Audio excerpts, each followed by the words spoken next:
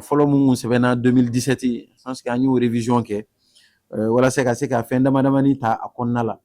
a yɛrɛ ɲɛ b'a la kuma caman a bɛ fɔ ko professionnalisation du sport ligue professionnelle kan ka kɛ cogo min na ligue professionnelle masculine ligue professionnelle féminine donc olu bɛɛ lajɛlen olu kun kan ka jateminɛ o bɛ se ka sigi sen kan cogo min na donc an y'olu hakilinaw an y'olu jateminɛ a la nka a jateminɛ ma kɛ kun fɛ dɛ an ye jamana wɛrɛw de texte ta ka olu jateminɛ olu bɛ ka kɛ cogo min na o ni an ka jamana yɛrɛ taabolo bɛ cogo min na an bɛ se ka olu fara fara ɲɔgɔn kan walasa a ka se ka kɛ an ka jamana taabolo ye nka a ka kɛ fɛn dɔ ye fɛnɛ mun bɛna an ka sportifu nafa donc o sport loi in kɔnɔna la o gafe in kɔnɔna la an y'olu modification kɛ donc modification kɛra par ordonnance hakili la n'ala sɔnna n'a tɛmɛna CNT la an bɛ se ka baara caman kɛ a kɔnɔna la donc olu modification fɛnɛ kɔnɔna la a bɛ fɔ ko ministère baara dɔ b'a bolo a kɔnɔna la mun ye ka jateminɛ kɛ a bɛ ko ka régulation kɛ walasa baara in ka se ka kɛ acteurs ɲɔgɔn cɛ a kana kɛ ni bingani ye a kana kɛ ni ingérence ye olu bɛɛ lajɛlen olu ka se ka jateminɛ a la donc o gafe in kɔnɔna la an y'olu fɛnɛ hakilinaw don a kɔnɔ walasa ministère yɛrɛ ka rôle ye min ye u ka se ka définir a kɔnɔ comme ça o bɛ mɔgɔw bɔ kunpan na baara in bɛ se ka kɛ nɔgɔma la fɛn wɛrɛ bɛ yen an ye jateminɛ kɛ an ka ancien gloires bɛ yen nɔ olu mɔgɔ caman ye Mali drapeau u y'a kɔrɔta u taara n'a ye jamana caman kɔnɔna la jamana wɛrɛw la walasa ka se ka Mali kun kɔrɔta mais olu caman bɛ yen gɛlɛya bɛ caman kan caman wɛrɛ bɛ yen u bɛ fɛ k'u sen don sport la k'u hakilinaw di u t'a dɔn u bɛna kɛ cogo min na donc an ye jɛkulu dɔ sigi sen kan an y'o wele ko conseil national des anciennes gloires olu bɛna ɲɔgɔn sɔrɔ a kɔnɔna la walasa u b'a lajɛ u bɛ se ka sportifu dɛmɛ cogo min na u ka baara la donc ka se ka taa o sira fɛ hakili la u bɛna anw dɛmɛ walasa ka se ka u sɔrɔ jɛkulu dɔ la n'an bɛ fɛ ka u ka services ta u ka expérience ta u ka se ka an accompagner u la donc o kɔnɔna b'a la mais n'u bɛ se ka ni dɛmɛ bɛ se ka lase u ma fɛnɛ cogo min na o dɛmɛ bɛ se ka lase u ma ten walasa ka se k'u ye sɛgɛn mun kɛ jamana kɔnɔna la ka se ka dɔɔni hɛrɛ dɔɔni sɔrɔ o la fɛnɛ hakili la o baara ninnu fɛnɛ donna gafe kɔnɔna la question nana fɛnɛ sunkalo solidarité baara mun bɛ ka kɛ yen nɔ parce que sunkalo solidarité la o ye président yɛrɛ ka laɲini walasa maliyɛnw ka se ka sun tigɛ ɲɔgɔn fɛ mais o dɔrɔn tɛ maliyɛnw bɛ se k'u tɛgɛ di ɲɔgɔn ma ka ko dɔw kɛ ɲɔgɔn fɛ mun ye sun tigɛ ye mais k'u tin don ɲɔgɔn na parce que u k'a dɔn ko maliyɛnw bɛɛ lajɛlen ye kelen ye donc o hukumu kɔnɔna la o sunkalo solidarité an ye kɛnɛ dɔ sigi o kɔnɔna la an y'a wele ko ministre ka kɛnɛ ministre ka kɛnɛ ye kɛnɛ ye ministre yɛrɛ ni jeunes bɛ sigi walasa u ka se ka kuma ne ni tɔɲɔgɔn ministrew fɛnɛ kuma dɔ la an bɛ kɛ kɛnɛ kan ani jeunes bɛ kuma u b'u hakilinaw fɔ donc hakilina caman n'i y'a jateminɛ question caman posera a la mais a question fanba caman bɛ baara sira fɛ caman bɛ kalan sira fɛ mais an sera ka jaabi d'u ma parce que bi n'i y'a jateminɛ ministère de l'entrepreneuriat de l'emploi et de la formation professionnelle ani ministère de l'éducation ni enseignement supérieur baarabaw de bɛ ka kɛ réforme caman b'a a kɔnɔna la donc a kun ka kan ka se ka olu ɲɛf'u ye parce que u k'a dɔn ko bi in na état bɛ baara caman na parce que kunnafoni baara kɛra cogo o cogo n'i ma kunnafoni di mɔgɔw ma a bɛ gɛlɛya walasa u k'a dɔn k'a bɛ baara la ni kun kɛra kɛnɛ walasa an ka se ka fɛn caman ɲɛf'u ye donc dɔ ye question posé ko a y'a jateminɛ ko nin tile filanin na an ye partenaire caman reçoit a laɲini ye mun ye anw yɛrɛ bolo an ka département na an kan ka cadre de sigi walasa jeunes u bɛ se ka nafa sɔrɔ u ka jeunesse yɛrɛ kɔnɔna la a kɛra formation ye a kɛra baara ye a kɛra fɛn wɛrɛ u ka se ka nafa sɔrɔ a la cogo min na an ka baara y'o de ye cadre bɛ se ka sigi cogo min na walasa jeunes fɛnɛ ka se ka nafa sɔrɔ a kɔnɔna la donc o la an ye partenaire camanba de wele an n'u sigira an kumana ale mun ye question posé u ka laɲini k'a fɔ ko est-ce que partenaire ninnu tɛna an ka jeunes influencer an k'u ma ko partenaire depuis an bɛ kuma daminɛ an bɛ kuma sigi ko damadamani dɔw kan président ko trois principes an b'o de ɲɛfɔ an ka partenaires ye a jɛlen don an bɛ kuma yɛrɛ daminɛ n'o de ye k'a fɔ ko ni aw nana k'a fɔ ko a bɛ jamana dɛmɛ a kan ka jamana dɛmɛ n'a ka sariya de kɔnɔna ye a kan ka jamana dɛmɛ n'a ka politiques de sira fɛ donc olu bɛɛ lajɛlen an b'o ɲɛfɔ partenaires ye an bɛ commission fɛnɛ sigi o commission o sɛbɛnnen don u yɛrɛ ka document projet kɔnɔ ko commission bɛ sigi ko an b'a commission na an de b'a piloter olu fɛnɛ b'a commission na o ni mɔgɔ wɛrɛ damadamani minnu concerné don a projet la olu b'a commission na donc an bɛ baara mun bɛ kɛ terrain na an b'u suit kelen kelen ni baara bɛ sigi sen kan an ka services de bɛ kɛnɛ kan k'a lajɛ baara mun bɛ ka sigi est-ce que a baara in ni mun sɛbɛnnen don gafew kɔnɔna la k'o y'an ka protocole d'accord ye a bɛɛ ye kelen ou bien différence b'a la ni différence b'a la dɔrɔn an bɛ baara jɔ an b'a f'u ye k'u ka baara jɔ an ka sɛgɛsɛgɛli kɛ k'a lajɛ mun b'a kɔnɔna la est-ce que an ka laɲini don ou bien n'an ka laɲini tɛ par exemple an ye ka formation dɔ bɛ yen o kun kan ka kɛ dugu dɔ n tɛ fɛ ka dugu tɔgɔ fɔ o dugu kɔfɛ o dugu kɔfɛ mɔgɔ si tɛ se ka taa yen partenaire ko k'olu tɛ se ka taa yen mais an ko ni aw tɛ se ka taa yɔrɔ mun na o mais aw bɛ wari ci jɔn de ma ye donc an k'u ma k'u k'a jɔ donc an y'o région yɛrɛ an y'o bɔ a la pewu an y'o localité bɔ a la pewu k'u sɛbɛn officiellement k'a fɔ ko nin localité a bɛ nin bɔ a la parce que localité in n'a ko k'a bɛ wari bila ka taa an t'a dɔn a bɛna wari ci jɔn ma an t'a dɔn jɔn y'aw ka partenaire ye aw yɛrɛ ko k'aw tɛ se ka se yen bon donc aw bɛ ka wari ci jɔn ma donc an ko k'a fɛn jɔ an ye baara in jɔ ten je pense que SECAP yɛrɛ bi yan ne yɛrɛ de ye courrier kɛ an y'o écrit k'a fɔ ko ka o yɔrɔ in an k'o bɔ a la pewu donc o b'a yira ko an bɛ surveillance de la parce que an bɛ gɛlɛya mun na bi ko caman de b'a kɔnɔna la bon o ko caman min b'a kɔnɔna la ninnu damadamaninw bɛ se ka yaala k'a fɔ ko dɔw bɛ yen u bɛ wari bila ka taa yɔrɔ wɛrɛw la peut-être que u bɛ k'a kɛ u tɛ k'a kɛ ni ŋaniya juguya ye dɛ mais u bɛ ka wari ci mun ma peut-être que o sigilen tɛ k'a fɔ k'a bɛ jamana dɛmɛ ale bɛ se k'o wari kelen ta ka sababu k'a bɛna jamana sɛgɛrɛ n'o ye o ka jamana kɛlɛ n'o ye bon o dun o tɛ baara ɲuman ye an fanfɛla la donc an tɛ hésiter yɛrɛ donc je pense que partenaire bi na minnu n'an bɛ baara kɛ a jɛlen don an b'a f'u ye k'a jɛya depuis a daminɛni ayiwa aw y'aw kɔlɔsi ni aw bɛ baara kɛ a bɛ kɛ ni an ka principe kɔnɔna ye donc partenaire wɛrɛw yɛrɛ bɛ yen an y'olu ka document lasegin siɲɛ 5 u ye siɲɛ 1 u y'a ci an ma an k'u ma n ko n'o laɲini dɔ b'a kɔnɔ n k'o tɛ an arrange a y'o bɔ a la filanan u ye dɔ wɛrɛ bila ka na mais u m'a bɛɛ bɔ a la fo siɲɛ 5 an ye projet in la reculer projet ye retard ta kalo caman yɛrɛ mais an ko kalo caman an ka retard ta o ka fisa an ka don fɛn dɔ la mun bɛ na ni kɔlɔlɔ ye peut-être an ka jamana kɔnɔna la ou bien faamuyabaliya la a ka se ka na ni kɔlɔlɔ ye k'a ɲɛsin an ka jeunes ma donc je pense que olu baara caman olu kɛra donc c'est pour dire que mun ye question posé a ka question ka ɲi mais suivi kɔni bi na an bɛ k'o kɛ pour que influence kana se ka don an ka baaraw la mun ye basket kɔnɔna ye bɛɛ yɛrɛ ɲɛ b'a la vraiment an ka basket tiɲɛ yɛrɛ la u bɛ ka an kunna wolo kosɛbɛ u bɛ baara la u bɛ k'u cɛsiri u bɛ fɛn caman na donc état fɛnɛ an ka cadre la an bɛ k'a lajɛ an bɛ se k'u dɛmɛ cogo jumɛn fɔlɔ n'i ye basket jateminɛ financement minnu kun b'a la centaine de millions de kun don mais bi basket ka financement taara fo miliyari 1 ani dɔɔni parce que compétition minnu bɛna kɛ a bɛna taa fo compétition 7 la 7 la donc o compétition 7 ninnu a financement bɛ taa fo miliyari ni dɔɔni la donc ça veut dire que basket financement yɛlɛla an bolo parce que an b'a dɔn ko basket cɛsirilen don mais i ye financement kɛ cogo o cogo a t'a bɔ i y'a kɛ cogo o cogo sport la a t'a bɔ donc mais c'est pour montrer que vraiment bon kɛra an bɔra on est passé du simple au triple c'est-à-dire que ni financement mun bɛ di bi a bɛ taa peut-être fo siɲɛ 3 la financement basketball la mais an bɛ ka continuer dɔɔni dɔɔni parce que wariko in ti an yɛrɛ dɔrɔn fanfɛla la an n'an ka ministre de l'économie et des finances an n'o de bɛ discuter a la kosɛbɛ bon ale yɛrɛ tiɲɛ yɛrɛ la a bɛ effort baden de kɛ c'est instruction dira président fɛ walasa k'a hakili to sport la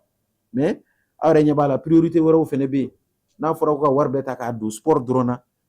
lakana côté an bɛna problème sɔrɔ donc il faut que an ka hakili to olu damadamanin na parce que mɔgɔ wɛrɛw fɛnɛ bɛ yen département wɛrɛw fɛnɛ bɛ yen n'a fɔra k'an kelen k'a bɛɛ cɛ o kuma ka ca dɔɔni donc mais honnêtement u bɛ k'u se kɛ parce que kuma bɛɛ dɔ de bɛ fara a kan dɔɔni dɔɔni ka taa donc o fɛnɛ bɛ an dɛmɛ an ka baara la o fɛnɛ bɛ fédération caman dɛmɛ parce que et puis il faut que a ka jateminɛ fɛnɛ kɛ fɔli la Mali fédération kun tɛ man ca bon bi an bɛ 54 fédération na bon n'a fɔra 54 fédération na hali n'a fɔra olu kɔnɔna la ko 37 ou bien 40 fédération ka financer o ka ca fɔli la 10 de kun bɛ financer ou bien 15 fédération bon n'a fɔra k'i k'o multiplier par 3 ou par 4 o ka ca donc olu bɛɛ n'a musaka de fɛnɛ don dɔw wɛrɛ fɛnɛ ye question poser k'a fɔ ko ni baara ko bɛ fɔ ou bien ni jeunes bɛ dɛmɛ mɔgɔw hakilina bɛ Bamakɔ dɔrɔn de la donc an y'a hakili jigin ko projet dɔw bɛ sen na projet Fier fɔra ye o bɛ entrepreneuriat ka niveau la projet wɛrɛ fɛnɛ bɛ yen nɔ o bɛ ministère de l'environnement ka côté la ale fɛnɛ projet bɛ yen nɔ o fɛnɛ ɲɛsinnen don zone rurale ma o ni projet élevage ni pêche ale fɛnɛ ka projet ba dɔ bɛ yen nɔ o fɛnɛ ɲɛsinnen don ruraux ma donc olu projet n'i y'o jateminɛ a bɛɛ ɲɛsinnen don ruraux ma o tɛ Bamakɔkaw ye dɛ olu sen t'a la donc c'est pour dire que projet caman bɛ yen mais communication peut-être an kan ka a caya k'a ɲɛfɔ mɔgɔw ye ni projet bɛ yen a bɛ se ka nin yɔrɔ sa la a bɛ se ka nin sɔrɔ a la ni opportunité bɛ yen peut-être mɔgɔ damadamanin b'a kalama mais mɔgɔ caman t'a kalama donc olu baaraw peut-être u bɛ se ka kɛ mais sinon projet caman bɛ sen na bi voilà ça recrutement are madame le ministre ka statistique ou mais recrutement be ka ke hein c'est vrai que albi am se ka do faraka mais ni fene damne ni ka yira mu ngara 2025 ni o jatemne mu ngara 2024 ni o jatemne 2025 yena no o 2026 na la sona o so nga nyeno fene parce que bébé qui chessiri instruction de dile no département ministère bedema ko bini recrutement be ke ou ko haglito genou donc je pense que o ko nyuma baye donc fene ba permettre wala ça samba do ko genou de kacha oni muso anga nganjija wala ça genou ani muso ka se ka bara soro ka se ka évoluer ka ta fait donc o bi sena ministère de l'agriculture fene rek nga bara do damne soni je pense que nous le fene damne na o bina recrutement baké bon are nyabala anga projet mignon chama bi sena fene institution dine no recrutement o bike o hakli ka to genou là are aye communication chama kera contenu local là mais contenu local ni a jatemne nyeshine do malien mais nyeshine do genou de fene de makosobe donc olu bela jeli bara de be ka ko kan pour que recrutement ka se ka tia parce que ni recrutement zone tiara abi jeune chama lafia doni et abi genou hakli mais fin nous comme don do malla damne ni be se ka sumaya mo gonye ko mais c'est pour dire que le processus bela jeli de be se nabi bara en konnala. Donc question do posera ka fo ko 5e cohorte donc ko recrutement be ke chukumna anya fo chukumna muni formation ke anno ambe quota to ta olula première cohorte fo 4e cohorte ambe quota ta olula wala sa olu fene ka do encadrement na parce que no lu do na encadrement na olu be se ka mo to no hakli sigi ka fo ko no ko lu fene temena ni fe d'ailleurs olu be condition muna bi cohorte temena ku kunte ni condition na parce que cohorte folo anya ke stade du 26 mars de la tant munu be fere sugula sange nunu munu be fere sugula an be shiwo de ko ni mo do na nu shiro kono ou formation be ko la après on commencera ka na yanno o asoro glan chama nguntia o kuma da demande do kuma da matla plan la amana boro la sa foko glan be klimbe do ka chambre kono ni ventre be do ka chambre kono kila yelama do na ko la chama yelama chama do na la kila o fene ba permettre korole munu temena ka fu ko a chance sur parce que follow anga kene kunti tanto bo ay renye ba la rénovation munu keda c'est pour toujours donner un meilleur service genou ka sekake participation fene participation mo 200 personnes de Bamako 800 personnes talé no région donc aklale no tene maintenant bebi ka dossier de chi c'est city dobe no bi ka dossier chi ou be yoro dobe bi ka dossier blind no donc olu konnala i ka dossier be jatemine donc ni enquête ou kera ke be se ka do donc il veut do à processus là il veut la formation nous d'amener donc question posée là prime ko la fin ko relecture be ka ke prime na ngo ngo relecture be ka ke prime na pourquoi parce que anya jatem ne ko fédération chamambe tient là au chesirle no salon anya mun soro médaille là est-ce que c'était 150 à peu près bon anya mun soro médaille là c'est à peu près 150 médailles à 150 médailles là il y a eu 72 médailles d'or. Ça veut dire que Tchessiri Kerade. Bon, ni fédération chaman de B. On nous chaman de médaille lana. Mais comme fédération Baoute, parce que Mali, fédération Killingemeka, Kilobia Flakemeka to, Datugu Doni. Sinon, on nous Tchessiri Kosobe. Maintenant, on a Jatemne, on nous fédération, mais c'est qu'on nous l'a déjà tout de parce que nous faisons beaucoup de Tchessiri. Ante to ta diminué, mais on nous tabe c'est qu'on l'a déjà tout de même. Nous beaucoup de Tchessiri. Pour que lu fene ka nisoja doni ka foko jamana fene hakli bula ka fédération fena donc ali nyina je pense que muni formation qui est camp de perfectionnement la salle un camp do sigi singa si ça me fait ka nga athlète suit pour 2028 Jeux olympiques là donc quand mu gira salle ni a jatemine o kain kofe munu borala do tara do kera 3e mondial boxe là do rebe o lui médaille d'or sur ka discipline là c'est-à-dire que processus mu mesena ka foko ka kambe ke san osa ango ngambe doke comme ya adam ne salo an résultat o nyena donc ngambe continuer nyina peut-être amna do fara donga parce que la nyini kera salo kan c'était une semaine donc nyina anta nam se ka ke 2 semaines ou la nyinu be wala sa moko ka formation nga se ka accélérer ka ta fait moko fenen na kofe kana ka foko bu fe ka continuer ka andeme salo ta nantene kumbe anno salif ki ta demuso mun bolla je pense elle est championne d'Europe athlétisme na doro be no daba murbu keita kumbe Seydou Keita fene kumbe no Dante kumbe l'athlète Dante il y avait un autre là que j'ai oublié Voilà, c'est ça. Donc olu bɛɛ lajɛlen nana k'u bɛ fɛ ka dɛmɛ kɛ mɔgɔ wɛrɛw fɛnɛ y'u prononcer k'olu fɛnɛ bɛ fɛ ka na ni kan dayɛlɛla Zenata la pour que olu fɛnɛ ka se ka dɔ kɛ. Donc je pense que o bɛ en permettre jeunes il faut que kuma de ka k'u fɛ k'a fɔ k'u bɛ se k'a kɛ sinon k'a fɔ ko maliyɛn yɛrɛ naturellement ye sportif de mais il faut que a kun na a k'a fɔ k'ale bɛ se k'a kɛ quoi k'a bɛ se ka taa fo coupe du monde na. Bon aux jeunes ninnu c'était le moment ka kuma u fɛ k'a fɔ k'u bɛ se ka taa coupe du monde na. Donc jeune mun taara boxe la a yɛrɛ kun ko k'a bɛ coupe ta tellement a kun dalen don a yɛrɛ la bon a yɛrɛ ko ko a ye mun jɛ salon ko n'a taara coupe du monde wɛrɛ la k'ale de b'a ta c'est à dire que mentalement maintenant ale prêtlen don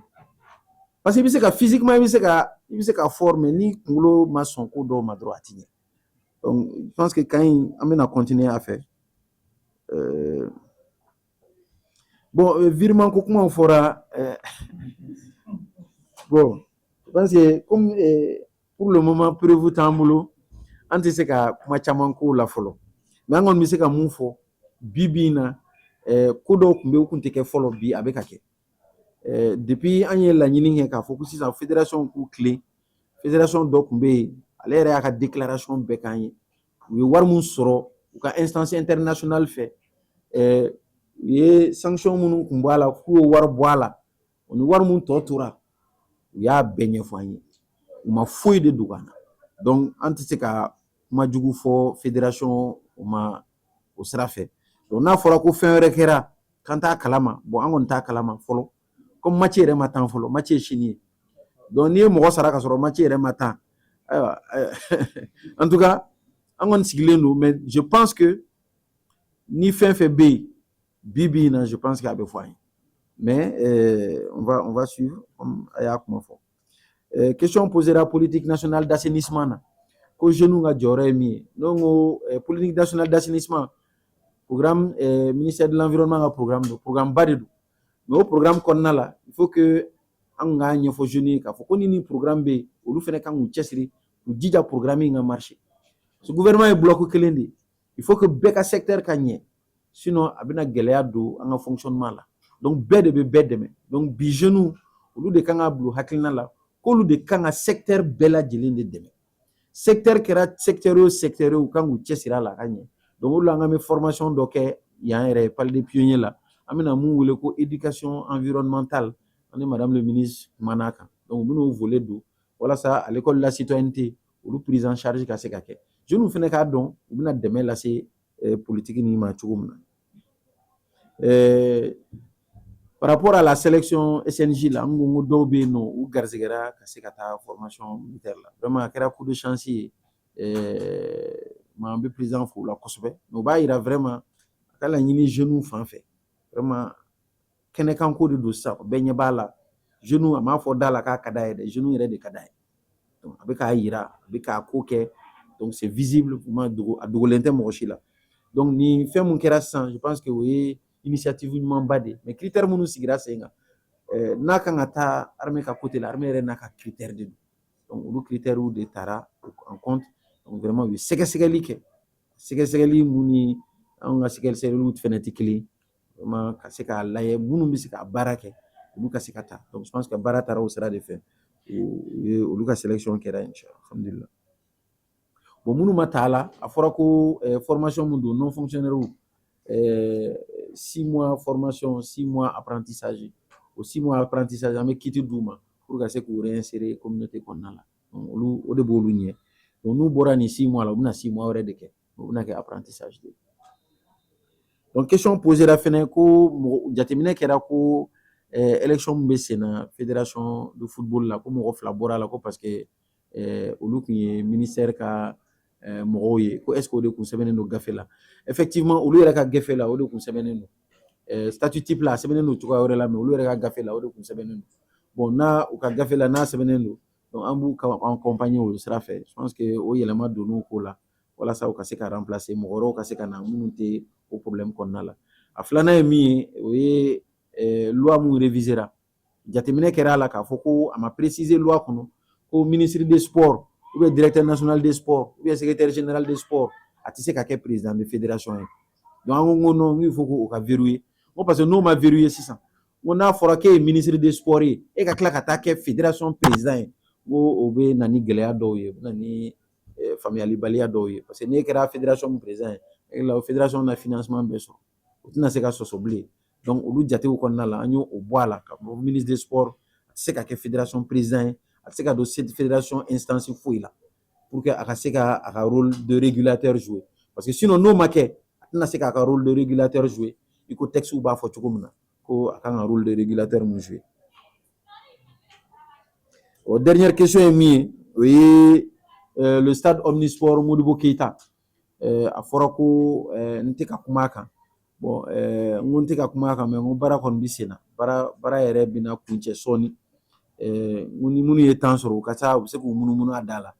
fɛn caman de falenna a kɔnɔna la an kɔni yɛrɛ ka jate la stade omnisport Modibo Keita bɛna kɛ stade mun cɛ ka ɲi ni Mali stade bɛɛ ye je pense que a b'o de sen na bi a stade kɔni a dilancogo ka ɲi et puis option caman b'a kɔnɔna la minnu bɛna sport dɛmɛ walasa a ka se ka avancer donc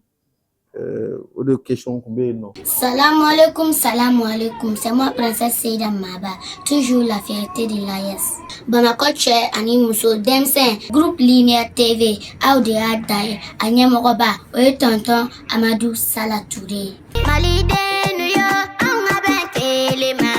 an k'an bolo di ɲɔgɔn ma k'an faso Mali bɔ nɔgɔ la. Kɔrɔya ye hakili ye kɔrɔya man ka kɛ jawili ye kɔrɔya mana kɛ jawili ye denmisɛnnin hakili ma ne b'o laji. An jigi b'an fa minnu kan ni olu kɛra faso cibaga ye tun o b'anw siran anw denmisɛnw jigi bi tiɲɛ komi ti kɛ komi ti fɔ komi ti ye tiɲɛ kɔnɔ anw bi ko bɛɛ danni ye bi anw ka Maliba in kɔnɔ. Europe Malien Lumière TV maaw kun kan bɔra tuguni ala ni ko information yɛrɛ i ko Lumière TV ni ko farikolo ɲɛnajɛ o kunnafoni i ko Lumière TV ni ko ko dumanw jamana kun kan ko ba fɛn bɛ dugu in kɔnɔ ni bɛ fɛ ko Mali kɔnɔ ani Mali kɔ kan Afrique bɛɛ lajɛlen ni ne Fatim Jabate madame Jabate de Mangaye la haute gamme ne y'a fɔ ɲɛna ko n'aw mago bɛ électronique fɛn o fɛn na diɲɛlatigɛ kɔnɔ a ɲuman bɛ sɔrɔ électro yelen de la yelen électronique ni tɛmɛna yen nka dɔrɔn i t'a ɲuman sɔrɔ an ka studio complet dira an ma a musique hali sɔgɔmada in na ne ko non ko dada ko dɔ bɔ sɔn na parce que n'a ko ko studio a bafulu min ka dɔgɔ nka a mankan a bɛ kɔbaw ni babaw de tigɛ n'aw mago bɛ fɛn o fɛn na électronique la yelen électronique de y'a da ye Mali ani Mali Afrique bɛɛ ka na n'a y'a ɲuman ɲuman i b'a dafara awɔ ale tɛ kɛ kalo kelen k'a bɛ tiɲɛ dɛ ayi ale ye sanni o tɛ balimakɛw n balimamuso électronique minɛn de jɔrɔ bɛ aw la o banna pewu walima sɔgɔnɔminɛnw misiri kɔnɔminɛnw studio minɛnw salle de conférence minɛnw fo ka taa se